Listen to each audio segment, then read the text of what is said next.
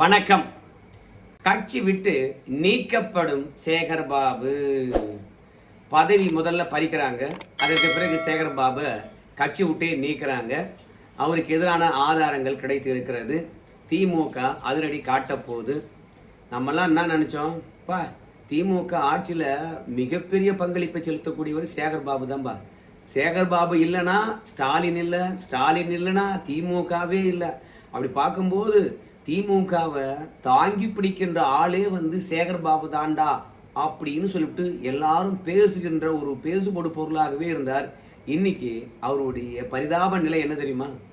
ஒன்று, நீயா கட்சி விட்டு போயிடு, இல்லைனா நாங்கள் உன்னை கட்சி விட்டு தூக்குவோம் அப்படின்ற ரேஞ்சுக்கு நம்ம சேகர்பாபுக்கு திமுக ஆப்பு வச்சிருக்குதுங்க.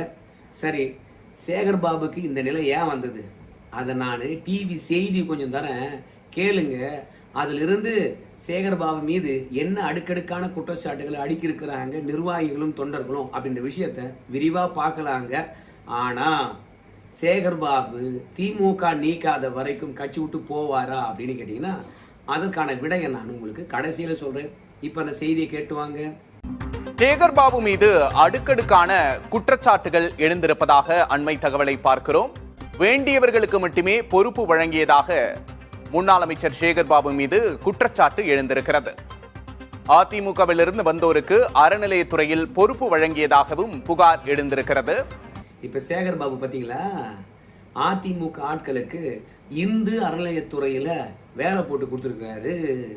இப்போ சேகர்பாபு என்ன சொல்லியிருக்காருன்னு கேட்டீங்கன்னா, திமுக எவன் ஆன்மீகத்தனத்துடன் இருக்கான்னு சொல்லி பார்க்கலாம். எல்லாருமே அடிதடி பண்றவனா இருக்கிறான், அக்கிரமம் பண்றவனா இருக்கிறான். அப்படியே அறநிலையத்துறையில இருந்து கடவுளுக்கு சேவகம் செய்யடான்னா ஆக முடியாது. கலெக்ஷன் பண்ண சொல்றியா, நல்லா கலெக்ஷன் பண்ணி கல்லா கட்டுவேன், அந்த வேலையை தான் பார்க்குறான். அதனால தான் அதிமுக இருக்கிறவன் ஆன்மீக பணியை செய்கிறான், அதனால தான் அவனுக்கு பதவி கொடுத்தேன் அப்படின்னு சேகர்பாபு சொல்லியிருக்கிறார். உடனே திமுக தலைமையை பொறுத்த வரைக்கும், ஏயா பாஜகவை விட அதிமுகவில் இருக்கிறவன் உனக்கு ஆன்மீகத்தனமா இருக்கிறானா?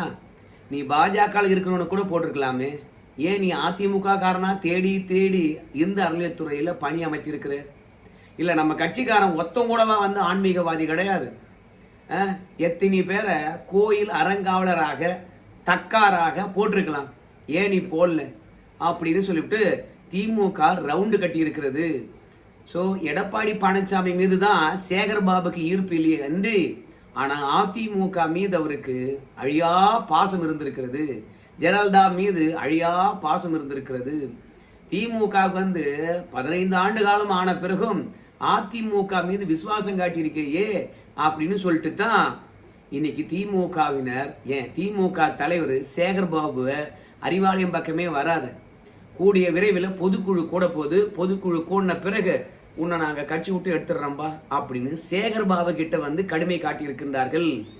சேகர்பாபு மட்டும்தானா இந்த மாதிரி நடந்துகிட்டாரு அப்படின்னு பார்க்கும்போது, நேத்து திமுக தலைவர்கிட்ட எதற்காக திமுக தோத்துச்சு, ஒட்டுமொத்தமாக தமிழகத்துல போய் ஆய்வு நடத்திட்டு வாங்க, அறிக்கையை சமர்ப்பிக்க வேணும் அப்படின்னு கேட்டாரு. நீங்க ஜூன் 11ஆம் தேதிக்குள்ள அறிக்கையை சமர்ப்பித்திட வேணும்னு சொன்னாங்க.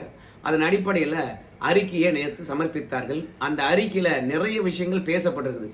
அந்த அறிக்கை என்ன அப்படின்னு சொல்லிட்டு நம்ம டிவியில செய்தியா வருகின்ற போது கேட்டோம்னா ஒரு விஷயமானது நல்லா புரியுது. திமுக உருப்படத்துக்கான எந்த ஐடியாவும் யாரும் சொல்ல காணும். ரெண்டாவது, எப்பா தொண்டர்களுடைய கருத்தை கேட்டுவா, மக்களுடைய கருத்தை கேட்டுக்கிட்டு வா அப்படின்னு போய் ஒரு 38 பேரை நியமிச்சா அவனுக்கு எங்க போய் கருத்து கேட்டுக்கிறான்னு கேட்டீங்கன்னா, மாவட்ட செயலாளர் மீது எவன்லாம் குறை சொல்லுவான் அவங்கிட்ட போய் கருத்து கேட்டிருக்காங்க. ஸோ ஒட்டுமொத்த கருத்தும் எப்படி அமைந்திருக்குன்னு கேட்டீங்கன்னா, ஏப்பா பதவியா மாவட்ட செயலாளரோடு வச்சுக்கிட்டார், மாவட்ட செயலாளருடைய ஆதரவாளருக்கு போட்டிருக்காங்க. இப்படியே தான் புகார் இருக்குதே கண்டி, கீழ்மட்டம் வரைக்கும் கட்சி பதவியும் வரல, ஆட்சியில் இருக்கின்ற போது அதிகார பதவியும் வரலப்பா. மாவட்ட செயலாளர் யாரை நினைச்சாரோ அவங்களுக்கு மட்டுமே பதவி கொடுத்துருக்காங்க. திமுக தோத்ததுக்கு காரணம் எல்லோருக்கும் பதவி போகாதது தான். திமுக கட்சி ஒரு பாதையில போயிருக்குது, திமுக ஆட்சி ஒரு பாதையில போயிருக்குது. ரெண்டும் இணைந்து சென்றிருந்தால்தான் வெற்றி பெற்றிருக்கும். ஆனா இந்த திமுக ஆட்சி ஒரு பக்கம், கட்சி ஒரு பக்கம் பயணித்ததுனால இப்ப நாம தோத்துட்டோம் அப்படின்னு பதவியை குறி வச்சு எவெல்லாம் காத்திருந்தானோ எவனுக்கெல்லாம் பதவி கிடைக்கலையோ அவன்லாம் வந்து பாத்தீங்கன்னா தன்னுடைய அதிருப்தியை வெளிப்படுத்தியிருக்கின்றான். திமுக நிறைய பேருக்கு பதவி கிடைக்கல, அதனால தான் திமுக தோத்து போச்சு அப்படின்னு சொல்றதுக்கு இன்னொரு காரணம் என்னன்னு கேட்டீங்கன்னா, நீங்க 11 மாசத்துக்கு முன்பாகவே வந்து உள்ளாட்சி தேர்தலில் முடிஞ்சு போச்சு. ஆனா அந்த உள்ளாட்சி தேர்தலை வந்து நீங்க நடத்தல. அப்படி நடத்திருந்தீங்கன்னு வச்சுங்களேன், கிராம பகுதியில் வந்து நிறைய பேருக்கு உள்ளாட்சி பிரதிநிதி என்ற ஒரு பதவி கிடைச்சிருக்கும். அவன்லாம் காசு சம்பாதிச்சிருப்பான், அவன்லாம் கட்சிக்கு செலவு பண்ணியிருப்பான். அதனால நீங்க உள்ளாட்சி தேர்தலை நடத்தல. ஏன்னா மாநகராட்சி, நகராட்சி இந்த தேர்தலை மட்டும்தான் அதிமுக நடத்தாம இருந்தது. ஆனா ஊரக உள்ளாட்சி தேர்தலை அதிமுக நடத்திட்டு இருந்தது. திமுக ஆட்சிக்கு வந்த பிறகு அதிமுக நடத்தின ஊரக உள்ளாட்சி தேர்தலுடைய பதவி காலம் முடிஞ்சு போச்சு. உடனடியா வந்து பாத்தீங்கன்னா புதிய தேர்தலை நடத்தியிருந்தாங்கன்னா திமுக இருந்து நிறைய பேருக்கு வந்து பாத்தீங்கன்னா மக்கள் பிரதிநிதி என்ற ஒரு அந்தஸ்து கிடைச்சிருக்கும். ஆனா அது நடத்தாதது தப்பு. அதே மாதிரிதான் கூட்டுறவு சங்க தேர்தல்கள் அது நடத்தாத காரணத்தினால பல பேர் விரக்தி அடைஞ்சிட்டான். அது மட்டும் இல்ல, கூட்டுறவு சங்க தேர்தல் நடத்தாத காரணத்தினால அதிகாரிகள் தான் வந்து ஆட்டையா போட்டாங்களே கண்டி, நம்ம கட்சிக்காரங்க ஆட்டையா போடல. நம்ம கட்சிக்காரங்க ஆட்டையா போட்டாதானே கட்சிக்கு செலவு பண்ணுவான். அதனால எவன் பணம் வச்சுக்கிறானோ அவன் சொல்றது தான் மாவட்ட செயலாளர் கேட்டான். ஆனா சாதாரண மக்கள் சொல்றத யாரும் வந்து காது கொடுத்து கேட்கல அப்படின்னு ஒரு புகார் எழுந்திருக்குது. ஆவின்ல எத்தனை பேருக்கு வேலை போட்டிருக்கலாம் நம்ம கட்சியில, ஆனா யாருக்குமே வேலை கொடுக்கல, அதற்கான தேர்தலை நடத்தல அப்படின்னு சொல்லிட்டு மொத்தமாகவே பதவி விஷயம் தொடர்பாகத்தான் குறைகளை அடக்கியிருக்கிறாங்க. இப்போ திமுக பொறுத்த வரைக்கும் ஓஹோ பதவி இல்லைன்னா இவனுங்க வேலை பார்க்க மாட்டானுங்களா, அப்போ இவ்வளோ சுயநலம் இருந்தா இந்த கட்சி எப்படி உருப்படும்? எவெல்லாம் பதவிக்கு ஆசைப்பட்டுக்கிட்டு வேலை செய்யலாம் பாரு, அவனெல்லாம் முதல்ல கட்சி விட்டே தூக்கு அப்படின்ற முடிவுக்கு வந்திருக்கிறாங்க. அது மட்டும் கிடையாது, மாவட்ட செயலாளரை வந்து யாராலையும் அணுக முடியல. அதாவது மாவட்ட செயலாளர் யாருடன் நெருக்கமா இருக்கின்றார்களோ அவங்க கிட்ட தான் நம்மளால பேச முடிஞ்சது. கட்சியினுடைய கீழ்மட்ட தொண்டன் மாவட்ட செயலாளர் பார்க்கவே முடியல அப்படின்னு ஒரு குற்றச்சாட்டு எழுந்திருக்கு. ஸ்டாலின் அவர்கள் ஆட்சி கட்டில் ஏறின உடனே அவங்க கட்சிக்காரங்களுக்கு வைத்த கோரிக்கை பிரதானமானது, நம்ம இன்னைக்கு ஆட்சி கட்டில் உட்காந்துருக்கோம்னா அதுக்கு காரணம் நீயோ நானோ காரணம் கிடையாது, கீழ்மட்டத்திலிருந்து வேலை பார்த்தான் தொண்டன் அவன் தான் காரணம். 10 ஆண்டு காலம் நம்ம ஆட்சியில இல்ல இருந்தாலும் அவன் கட்சி விட்டு போகாம இப்போ நம்ம கட்சிக்காக வேலை பார்த்து வெற்றி பெற வச்சிருக்கிறான். அதனால அவனுக்கு என்ன குறை இருக்குதோ அந்த குறையை நிவர்த்தி பண்ணுங்க அப்படின்னு சொன்னார். நீங்க குறையை நிவர்த்தி பண்ணலாம் கூட பரவாயில்ல, அந்த தொண்டனுடைய குறைகள் என்ன என்பதையாவது வந்து காது கொடுத்து கேளுங்க. சத்தியமா வந்து நம்ம கட்சிக்கு விசுவாசமா இருப்பான். நம்ம குறைகளாவது கேட்கிறாங்களப்பா, அவரே வந்து என்கிட்ட கேட்டாருப்பா அப்படின்ற ஒரு விசுவாசத்துடன் வந்து அந்த ஆறுதலுடன் வந்து நம்ம கட்சிக்கு வேலை பார்ப்பான். அதனால கீழ்மட்டத்தில் தொண்டர்கள் என்ன நினைக்கிறாங்களோ அதை செஞ்சு கொடுங்க, இல்லை அவங்க குறைய காது கொடுத்து கேளுங்கன்னாரு. ஆனா எந்த மாவட்ட செயலாளரும் சரி காது கொடுத்து கேட்கவே இல்லையாம். சரி, மாவட்டம் தோறும் அமைச்சர் பெருமக்கள் இருக்காங்கல்ல, அந்த அமைச்சர் பெருமக்களை பொதுமக்கள் அணுகவே முடியலையாம். கட்சிக்காரன் கூட போய் அமைச்சரை பார்க்கவே முடியலையாம். ஏன்டா அப்படின்னு பார்க்கும்போது அமைச்சருடன் இருக்காங்கல்ல பிஏ, அவங்கள தான் பார்க்க முடியுதான், அவங்க கிட்ட தான் சொல்ல முடியுதான். அதனால கட்சி தொண்டர்களும் மக்களும் அமைச்சர்கிட்ட அணுக முடியாத ஒரு சூழ்நிலைய அமைச்சருடன் இருந்த பிஏக்கள் ஏற்படுத்திட்டாங்க. அதனால உங்களா கூட இருக்கின்ற பிஏக்களால தான் இந்த கட்சி தோத்தது அப்படின்னு ஒரு ரிப்போர்ட்டை சொல்லியிருக்கிறாங்க. அது மட்டும் இல்ல, கட்சியில மூத்தவர்களா இருக்கிறவங்க அவங்க கட்சி செயல்பாடுகளை மந்தமா இருப்பாங்கல்ல, அப்ப என்ன பண்ணணும், தம்பி இதை செய்ப்பா அதை செய்ப்பா அப்படின்னு சொல்லிட்டு கட்சியில் இருக்கிறவங்களுக்கு பொறுப்புகளை பகிர்ந்தளித்திருக்க வேண்டும், வேலையை பகிர்ந்தளிக்க வேண்டும். ஆனா கையில பணம் வச்சிருக்கிறதுனால எவங்கிட்ட சொன்னாலும் வேலை பார்ப்பான்னு சொல்லிவிட்டு பண திமிரில் ஆடினாங்க. அதனால்தான் நம்ம தோத்தோம் அப்படின்னு சொல்லியிருக்கிறாங்க. அது மட்டும் இல்ல, திமுக கழகத்தில் இருக்கக்கூடிய முன்னோடி நிர்வாகிகள் கூட விஜய்க்கு பெண்கள் மத்தியில் இருக்கக்கூடிய ஆதரவை கணிக்க தவறிவிட்டார்களாம். அது மட்டும் இல்ல, திமுகவில் இளைஞர் சக்தியை பயன்படுத்த தவறிட்டாங்களாம். அதனால திமுக தோத்ததுக்கு இன்னும் ஏகப்பட்ட காரணங்கள் இருந்தாலும் பிரதான காரணமே வந்து இளைஞர் சக்தியை பயன்படுத்தல. ஒன்று. ரெண்டாவது, விஜய்க்கு இருந்த செல்வாக்க கிராமந்தோறும் இருக்கக்கூடிய நிர்வாகிகளும் வந்து உணர்ந்து கொள்ளல, மாவட்டந்தோறும் இருக்கக்கூடிய மாவட்ட செயலாளர்களும் உணர்ந்து கொள்ளல. ரெண்டாவது, திமுகவில் இருக்கக்கூடிய பெண்கள் கூட என்னடா எல்லா பெண்களும் திமுக பற்றி பேசணும் இல்ல அதிமுக பற்றி பேசணும், ஏன் தவேகா பற்றி பேசுறாங்க அப்படின்னு சிந்திக்க தவறிவிட்டார்கள். சக பெண்களுக்கு இன்னொரு பெண் என்ன நினைக்கிறா என்ன பேசுறான்றத ஈஸியா தெரிஞ்சுக்கலாம் இல்லையா? அதை ஏன் பெண்களால் உணர்ந்து கொள்ள முடியல? அப்போ எத்தனையோ அறிவுறுத்தல் சொன்ன பிறகும் இவனுங்க களத்துல இறங்கி வேலை பார்க்கல. வேலை பார்த்திருந்தாங்கன்னா, ஒவ்வொரு வீட்லயும் போய் விசாரிச்சிருந்தாங்கன்னா, திமுக ஓட்டு போடுங்க அப்படின்னு சொல்லிட்டு தேர்தல் வரத்துக்கு முன்பாக கேட்டு இருந்தாங்கன்னா, விஜய்க்கு செல்வாக்கு இருக்கின்ற விஷயம் பெண்கள் மத்தியில் அவருக்கு அபரிமிதமான ஆதரவு இருப்பதையும் தெரிஞ்சுக்கிட்டு இருக்கலாம். அதனால நம்ம தேர்தலுக்கு முன்பாக ஒவ்வொரு பெண் நிர்வாகியும் ஒவ்வொரு ஆண் நிர்வாகியும் அழைத்து, நீங்க காலை 2 மணி நேரம் மாலை 2 மணி நேரம் போய் எல்லார் வீட்லயும் போய் திமுக சாதனையை சொல்லணும் அப்படின்னு சொல்லிட்டு எல்லாருக்கும் 2000 ரூபாய் கொடுத்தோம். ஒவ்வொருத்தனுக்கும் ஒரு நாளைக்கு அந்த 2000 ரூபாய் வாங்கி தொழுவிட்டு எவன் வீட்டுக்கும் போய் திமுகவுக்கு ஆதரவாக வாக்கு கேட்கல, மொத்த பேரு ஏமாத்தி இருக்கிறாங்க. அதனால தான் விஜய்க்கு இருக்கின்ற செல்வாக்கை நம்மளால கணித்து கொள்ளவே முடியல. அங்கதான் எதிரி யார் என்பதை கணிக்க தவறியதன் காரணமாக தோத்துட்டோம் அப்படின்ற செய்தி தான் வந்திருக்கிறது.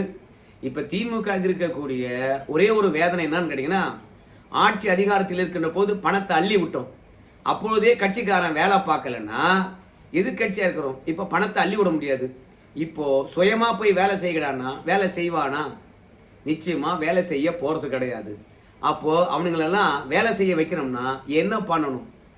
அப்போ கிட்டத்தட்ட 30% மேலானவர்கள் மாவட்ட செயலாளர்களா இல்ல கட்சி பொறுப்புகள்ல இளைஞர்களை போடணும், பெண்களை போடணும். அது மட்டும் இல்ல, உதயநிதி ஸ்டாலின் கிட்டேயே அதிகாரத்தை குவிக்க வேண்டாம். பெண்களை கவர வேண்டும் என்றால் நம்ம கனிமொழி அவர்களுக்கு ஒரு 30% பல மாவட்டங்களை பிரிச்சு நீயே எல்லாவற்றையும் முடிவு பண்ணிக்க அப்படின்னு கொஞ்சம் அதிகாரம் அளிக்கின்ற விஷயத்தை முன்னெடுக்கணும் அப்படின்னு சொல்லியிருக்கின்றார்கள். அது மட்டும் கிடையாது, நம்முடைய துரைமுருகன் அவர்களுக்கு வயதாகி போய்விட்டது, அரசியல் விட்டு ஒதுங்க போறாரு. பொதுச் செயலாளர் பதவியை பொறுத்த வரைக்கும் டிஆர் பால் அவர்களுக்கு கொடுக்கணும்னு சொல்லிட்டு ஆசைப்படுறாங்க. ஆனால் டிஆர் பால் அவர்களுக்கு கொடுத்தாங்கன்னா வச்சுக்கோங்களேன், வன்னியர்கள் யாரும் திமுகவுக்கு ஓட்டு போட மாட்டாங்க. அதனால ஜெகத் ரட்சன் அவர்களுக்கு பொதுச் செயலாளர் பதவி கொடுத்துடலாம் அப்படின்னு பேச்சு விடப்படுகிறது. அப்படி இல்லைன்னா கட்சியில் ரொம்பவே ஆக்டிவா இருக்கக்கூடியவங்க, ஆனா காசு செலவு பண்ணாதவர் சிவசங்கர், எஸ் சிவசங்கர் போக்குவரத்து துறை அமைச்சராகவும் பிற்படுத்தப்பட்டோர் நலத்துறை அமைச்சராகவும் இருந்தார் தெரியுமா? கடைசியில மின்சாரத்துறை அமைச்சராக கூட இருந்தார். அவருக்கு பொதுச் செயலாளர் பதவி கொடுத்துடலாம். தமிழகத்திலே பெரும் சமூகம் வன்னியர் சமூகம் அது ஐஸ் வச்சாகணும். அதனால ஒன்று ஜெகத் ரட்சகனை போடலாம். வயசுல மூத்தவர், பணமும் எக்கச்சக்கமா கொடுப்பாரு. அதனால அவரா அல்லது எஸ் சிவசங்கரா அப்படின்னு இருக்கும்போது நம்முடைய டிஆர் பால் அவர்களை பொறுத்த வரைக்கும் நான் என்ன ஓட்டையா என்னையே போடியா அப்படின்னு டிஆர் பால் அவர்கள் கேட்டிருக்காரு. துரைமுருகனுக்கு 87 வயசு, டிஆர் பால் அவர்களுக்கு 85 வயசு. ஸோ 2 வயசு தான் டிஃப்ரெண்ட்டு. இன்னும் 2 வருஷம் பொறுத்து மீண்டும் பொதுச் செயலாளரை மாற்றணுமா? அதனால கொஞ்ச காலத்துக்கு பொதுச் செயலாளர் மீது கை வைக்காத அளவுக்கு, ஏன்னா அடிக்கடி உயர் பொறுப்புல மாநில அளவில் இருக்கக்கூடிய பொறுப்புல மாற்றம் பண்ணிக்கிட்டே இருந்தோம்னா கட்சியில குழப்பம் வரும்.